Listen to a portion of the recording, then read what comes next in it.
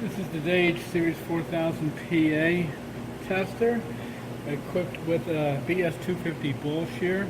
Uses a 250 gram test jig. This is the test jig that I used. And this number Dage 4000PA is compatible with the software and the instrument.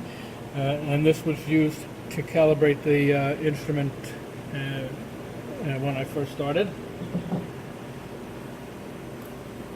Consists of, these will be all apart when you get it, but it consists of a left and a right and a back and a forward on the joystick there, and then up and a down for here. So as you can watch, and down, and up, manual movements.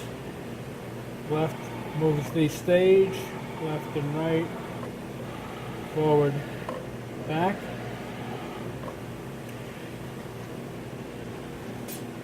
It's got a Leica microscope attached to it. There are air and vacuum attachments on the back, and a drain. The drain is if there is excess moisture in the air line, it will separate it and go out the drain rather than going into the system. Goes with the computer and monitor and mouse. When you start up the computer, it will automatically go into the program and then prompt you through a series of initializing the module for the ball shear. Once it completes those tests, it'll come up to this page and say insufficient data. Of course, we haven't started anything yet. There's many screens as visualized here by these different tabs. So in each one of these tabs, these are like header tabs, there's a series of tabs underneath that. So for instance, I'm in the results tab. I can go to histogram, trend, etc. I'm going to go up to the test group, start the start tab up here, and I have parameters and options showing what cartridge I've got in the range. It's 250 gram, whether you're doing a destruct or a non-destruct test. And then there's all the different parameters which are in the manual, which you can set to whatever you'd like. We are unable to do an actual ball shear test with this here. We don't have the proper equipment, so I will just simulate it doing a test.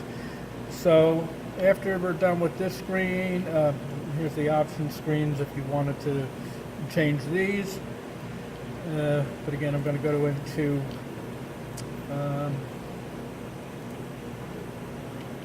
down here to start. I'm going to click on start, or you can, there's also a foot pedal that comes with this. You can press on that. It says test in progress, and at this point I'm going to manually move it, and you can see it got a force and says pass. Again, depending on, if this was a real test, it would determine whether it passed or failed. I'm going to do it again. I'll make it go a little bit higher. So as you can see, it did test number 2. Instead of 8 grams, it's 132 grams. It's still considered as a pass, but it does show you all the different trends and data that you can derive from it. I'll do a third one, give you something a little bit different. And as you can see, on this one has 0 and OVR, and that's because I pressed it a little bit too hard, and if it was over range, that's what you're going to get, and that's going to give us an error at that point. So that's the basic functionality. I wanted to show you that it did actually register the grams and that it was calibrated, and there's many steps to the instrument that you'll need to read up in the manual. Okay, the point for the ball shear is located here, and there's a set screw here. You loosen that and you'll be able to pull that out. I would verify the condition of that for what you're doing. There's also different types. I will remove this one and put it in this container and tape it so that at least you'll have something to start with. How good it's going to be for you, I don't know. It's a consumable item. And These will all be attached, but I will have numbers on where they reattach to.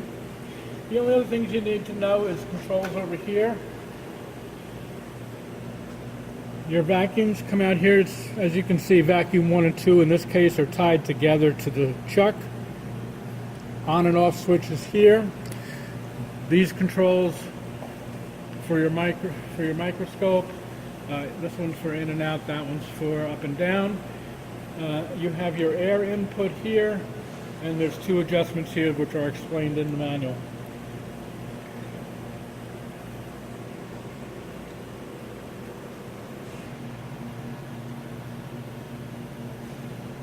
Okay, here we have your air. I'm showing you 4-bar, oil-free, and preferably moisture-free. Vacuum connects here, and your drain would connect here. Your foot switch, which will come with it, is connected here. Your keypad, which goes over to there. And then your computer link is this cable, which connects into the back of the computer. Other than that, the computer connections are standard.